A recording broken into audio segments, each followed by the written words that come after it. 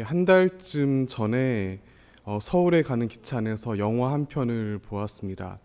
많은 분들이 잘 아시는 프랑스 소설가 생텍쥐 베리의 어린 왕자를 원작으로 한 애니메이션이었습니다.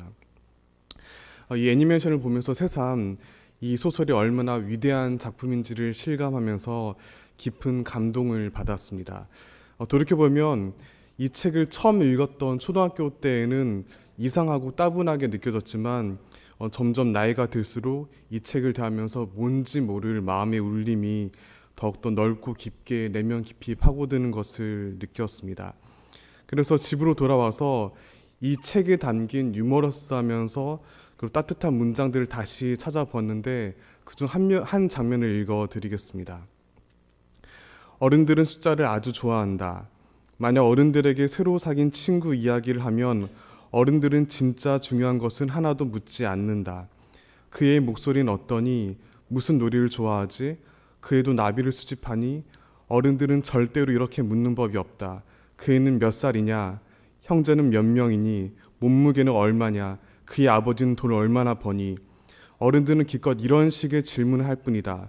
모두가 숫자에 관한 것들 뿐이다. 어른들은 그래야만 그 친구에 대해 잘 아는 것으로 생각한다. 그런 것으로는 친구의 진짜 모습에 대해서 아무것도 알 수 없는데도 말이다. 만약 어른들에게 창가에 제라늄 꽃이 핀 화분이 놓여 있고 지붕에는 비둘기가 살고 있는 장밋빛 벽돌로 지은 예쁜 집을 보았어요라고 말하면 어른들은 그 집이 어떤 집인지 몰라 고개를 갸우뚱할 것이다. 어른들에겐 차라리 이렇게 말한 편이 낫다. 100만 프랑짜리 집을 보았어요. 그제 어른들은 그 집이 어떤 집인지 알 수 있다는 듯이 그렇다면 굉장히 훌륭한 집이겠는 걸 하고 감탄한다. 아마 대부분의 성도님들께서는 이 장면을 읽으시면서 씁쓸한 미소를 지으셨을 것입니다. 우리도 여기에 묘사된 어른들과 별반 다르지 않기 때문입니다. 그래서 어떤 누군가의 내면 깊숙이 자리 잡은 아름다움을 바라보기보다는 당장 계량화할 수 있는 여러 사회적인 조건들을 먼저 따져보는 경우가 참 많이 있습니다. 만약 수긍이 잘 안 되신다면 처음 알게 된 사람의 무엇을 궁금해하시는지 생각해 보시면 됩니다. 내색하느냐 안 하느냐의 차이만 있을 뿐이지 대부분 그가 어떤 학교를 졸업했고 어느 동네에 살며 어떤 차를 타고 다니는지 알고 싶어 하기 때문입니다.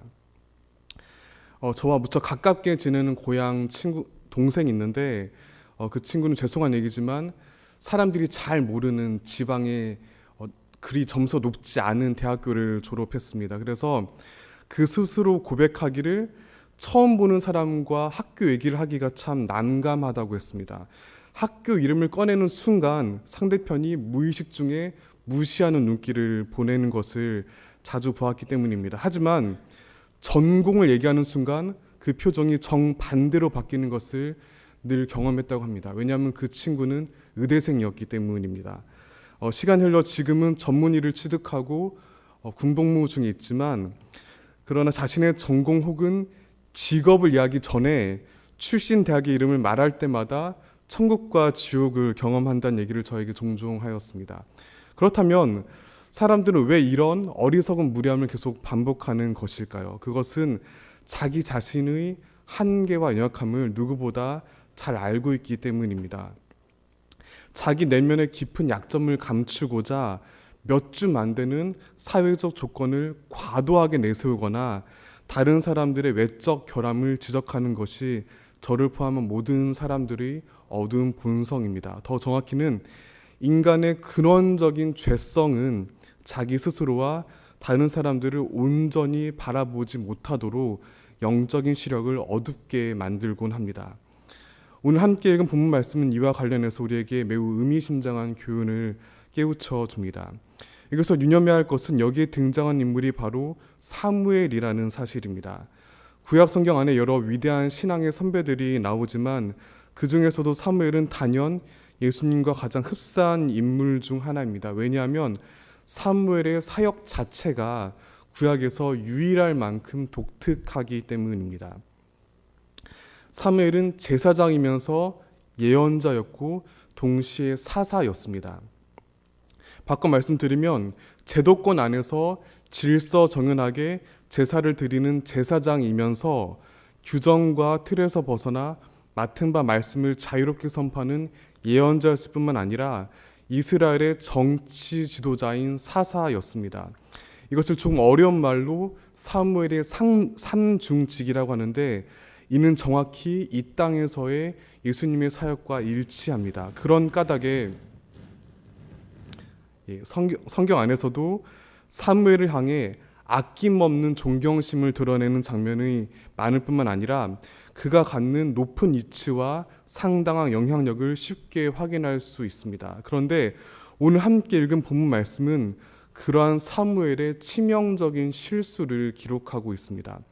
조금 비껴간 얘기지만 바로 여기에 성경의 위대함이 담겨 있습니다.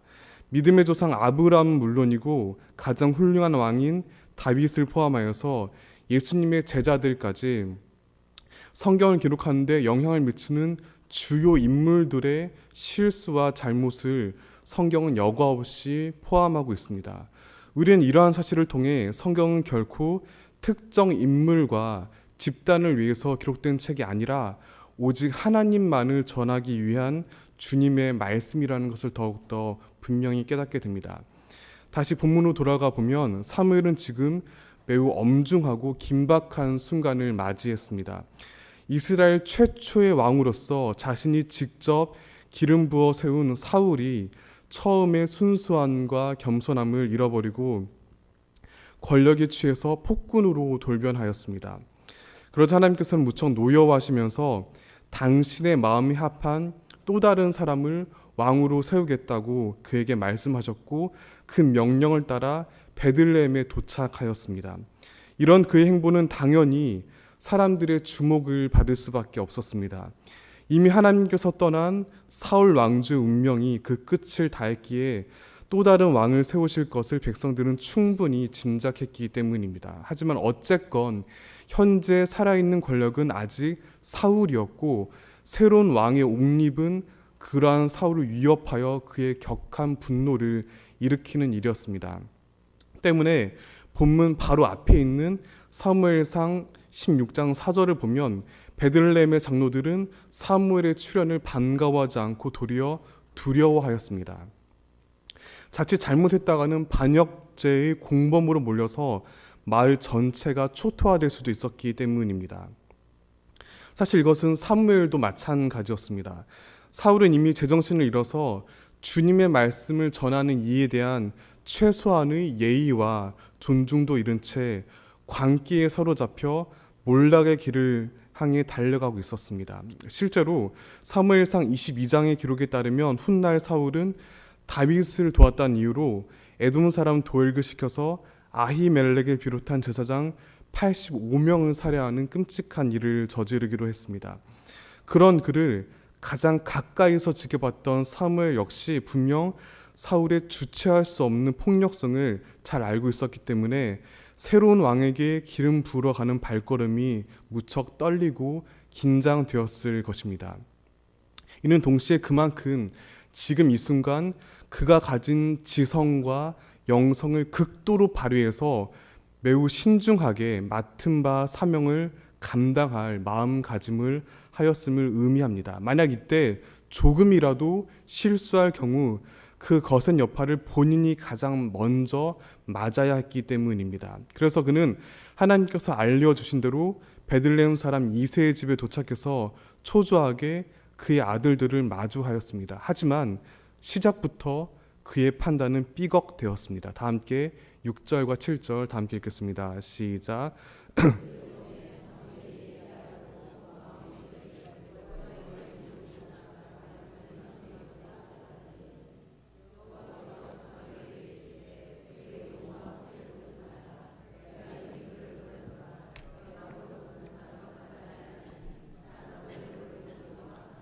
여호와는 중심을 보느니라 하시더라. 우리는 먼저 사무엘이 이새의 장남인 엘리압을 보았을 때 그가 속으로 생각한 것을 주목해야 합니다. 사무엘은 그를 두고 단지 칭찬하거나 긍정적인 평가를 내리는 것으로 그치지 않고 단번에 그가 여호와의 기름 부으실 자라고 확신했습니다. 이어진 7절에는 그런 사무엘의 판단 근거가 나옵니다. 바로 그의 용모와 키입니다. 그런데 사실 이런 사무엘의 생각이 그리 무리는 아닙니다. 왜냐하면 그런 외적 요건이 고대의 왕으로서 매우 중요한 신체 조건이기 때문입니다. 오늘날처럼 통신과 전투 기술이 발달되지 않았던 옛날의 전쟁을 한번 상상해 보시길 바랍니다. 전쟁을 이끄는 왕이 병사들의 눈에 잘 띄는 것은 일촉즉발의 상황 속에서 매우 중요한 일입니다. 그런 까닭에 훤칠한 키와 위험 있는 외모는 임금으로서 가장 필수적인 덕목이었습니다. 따라서 사무엘상 9장 2절에 보면 사울 역시도 백성들보다 신장이 어깨 위만큼이나 컸다는 것을 긍정적으로 평가하였습니다. 이것이 그 시대 사람들의 일반적인 상식이었습니다. 즉 엘리압의 용모와 키는 당시 백성들이 지도층에게 기대하고 선망하는 대표적인 외적 기준을 상징합니다. 중요한 점은 사무엘 역시 그런 다른 사람들의 시각에 주저없이 동의했다는 사실입니다. 그러나 하나님께서는 그런 그의 어리석음을 날카롭게 지적하시면서 당신의 깊은 뜻을 전하셨습니다. 7절 후반부 제가 다시 읽겠습니다. 내가 보는 것은 사람과 같지 아니하니 사람은 외모를 보거니와 나 여호와는 중심을 보느니라 하시더라. 하나님께서는 사람들과 같은 눈으로 우리를 보지 않으십니다. 뿐만 아니라 우리가 다른 사람들을 보는 시각은 결국 유한하고 어리석은 외모에 지나지 않는 것을 정확히 지적하셨습니다. 그리고 당신의 눈길이 머무는 것을 분명히 말씀하십니다. 바로 사람의 중심입니다. 곧 사람의 눈에는 보이지 않는 그의 가장 깊은 내면과 진정한 정체성을 하나님께서는 올곧게 보고 계신다고 사무엘에게 단호히 알려주셨습니다. 그리고 이를 입증하듯이 이세 장자 엘리압은 물론이고 아비나답과 삼마를 비롯한 다른 아들 모두를 사무엘이 직접 거절하게 하셨습니다. 그러자 사무엘은 의아한 생각이 들었습니다. 하나님께서 분명히 베들레헴 사람 이세의 집으로 보내어서 그들의 아들 중 한 명에게 기름 부으라고 하셨고 그들이 자기의 눈에도 적격으로 보였는데 정작 아무도 왕으로 세우지 못하게 하셨습니다. 그래서 그는 이세에게 아들들 전부 모인 게 맞는지를 확인하였습니다. 그러자 이세는 민망해하면서 한 가지 사실을 고백합니다. 실은 막내가 있는데 지금 양을 지키고 있다는 말이었습니다. 여러분 굉장히 이상하지 않으십니까? 민족 정체를 이끄는 위대한 지도자인 사무엘이 집에 방문하였습니다. 이때 부모라면 자신의 자녀들을 한 명이라도 예외 없이 그 앞에 데려다가 인사시켜서 눈에 들게 하고 싶어 하는 것이 마땅한 이치입니다. 그러나 막내 다윗은 그 자리로부터 소외되었습니다. 이것은 그가 부모로부터 받아야 할 지극히 당연한 사랑과 돌봄을 받지 못했음을 뜻합니다. 그리고 이러한 장면은 성경에 분명히 언급되진 않지만 다윗이 아마도 원치 않게 태어난 사생아일 수 있다는 짐작을 충분히 가능하게 합니다. 이어지는 다윗의 외모 묘사가 형들과 다르다는 점도 이를 더욱더 뒷받침해 줍니다. 그렇다면 결론적으로 다윗은 나이와 키는 물론이고 가정 여건과 생활 방식 등 사람들 눈에 보이는 모든 조건들이 왕으로서는 매우 부족한 결격 사유로 가득한 인물이었음을 알 수 있습니다. 하지만 중심을 보시는 하나님의 눈에는 전혀 다르게 보였습니다. 다 함께 12절, 13절 다 함께 읽겠습니다. 시작. 이에 사람을 보내어 그를 데려오매 그의 빛이 붉고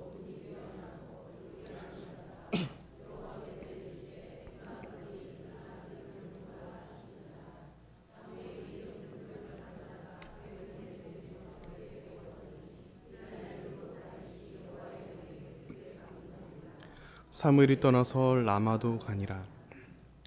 사무엘 앞에 이새의 다른 아들들이 지나갔을 때는 하나님께서는 그에게 그들을 택하지 않았다고 말씀하셨습니다. 하지만 다윗이 그 앞에 서자 주님께서는 이렇게 단순하고도 명확하게 말씀하십니다. 이가 그니. 이 구절을 세 번의 성경은 바로 이 사람이다. 그리고 공동 번역은 바로 이 아이다라고 각각 옮겼습니다. 하나님께서는 다윗에게 기름 부으신 이유에 대해 이러저러하게 자세한 설명을 하지 않았습니다. 다만 분명한 것은 다윗의 순수한 신앙이 하나님의 마음을 울렸다는 사실입니다. 그 하나가 모든 단점을 덮었습니다. 그 보이지 않는 진실이 눈에 보이는 다른 모든 현실을 이겨냈습니다. 그 내면의 신비가 외면의 한계를 월등히 극복하며 그를 하나님 나라를 위한 신실한 일꾼으로 사용하였습니다. 이러한 본문을 통해 참된 위로와 부르심을 얻기를 간절히 바랍니다. 사람들은 모두 외적인 결함을 가지고 있습니다. 제 아무리 그럴듯한 학벌과 외모를 가졌다 해도 마찬가지입니다. 그래서 모든 이들은 때때로 주변의 무시와 멸시에 시달리곤 합니다. 때문에 스스로조차 자기 자신을 하찮게 바라볼 때가 적지 않습니다. 그러나 결코 잊지 마시기를 바랍니다. 하나님께서는 결코 사람들의 왜곡된 시선으로 여러분을 보지 않으시고 그 중심을 보십니다. 절대로 헛되고 헛된 세상의 조건으로 여러분들을 함부로 평가하지 않으시고 내면 깊숙이 자리 잡은 저마다의 존재 자체를 주목하십니다. 그리고 각자가 지닌 고유한 빛깔의 아름다움을 생명의 빛으로 비춰주시고 위로하시며 일으켜 주신다는 사실을 늘 마음 깊이 간직하시기를 진심으로 축복합니다. 그리고 동시에 그러한 하나님의 눈길을 가지고 우리가 이웃과 세상을 바라보길 원한다는 진리를 늘 명심하셔야 합니다. 우리는 결코 사람들을 보이는 대로 보아서는 안 됩니다. 다른 사람들이 현재 살아가는 처지를 두고 함부로 비웃거나 조롱해서는 안 됩니다. 그것은 중심을 보시는 하나님의 사랑과는 너무나 다른 죄악의 시선이기 때문입니다. 특별히 지금 우리는 십자가의 고난을 묵상하는 거룩한 사순절을 보내고 있습니다. 우리가 십자가에 달리신 예수님을 바라보며 잊지 말아야 할 진리는 그 십자가는 사람들 보기에는 너무나 추악한 사형틀이라는 사실입니다. 하지만 그 십자가가 하나님의 손에 들려졌을 때 그것은 온 세상을 구원하시는 주님의 은혜를 밝히 보여주는 영광의 상징이 되었습니다. 그러므로 그 십자가 복음을 믿고 전하는 우리는 마땅히 이 세상과는 전혀 다른 사랑의 눈길을 가질 수 있도록 부단히 스스로를 살펴야 합니다. 소설 어린 왕자는 여러 명문장들이 있지만 그 중에서도 제게 가장 큰 감동을 준 구절은 다음과 같습니다. 내 비밀을 말해줄게. 별건 아니지만 말이야. 무언가를 볼 때는 마음으로 봐야 제대로 볼 수 있어. 정말로 중요한 것은 눈에 보이지 않거든. 너무나 평범하고 식상한 말처럼 들리지만 이 담백한 문장이 제게 큰 감동을 새삼 안겨주었습니다. 이렇듯 마음으로 봐야 제대로 볼 수 있다는 것, 그리고 정말로 중요한 것은 눈에 보이지 않는다는 것은 본문을 비롯한 성경의 진리와 분명히 일치하기 때문입니다. 하지만 연약한 우리는 마음으로 보지 않고 눈에 보이는 중요하지 않는 것들에 자주 시선을 뺏기곤 합니다. 이는 누구도 예외 없는, 심지어는 사무엘조차 범했던 실수이기도 합니다. 따라서 우리는 이러한 영적으로 낮은 시력을 겸허히 인정하면서 항상 마음의 눈으로 볼 수 있도록 주의를 기울여야 합니다. 그래야만 우리 자신과 세상을 제대로 이해할 수 있고 정말로 중요한 것들을 구하며 올바르게 살아갈 수 있기 때문입니다. 이를 위해서 다른 무엇보다 하나님의 마음을 품는 우리 모두가 되기를 간절히 바랍니다. 그리하여 우리 중심을 향한 주님의 시선과 오롯이 눈길을 맞추어서 하나님의 뜻을 이 땅에 펼쳐가는 모두가 되기를 마음 다해 소망합니다. 함께 기도하는 시간 갖겠습니다.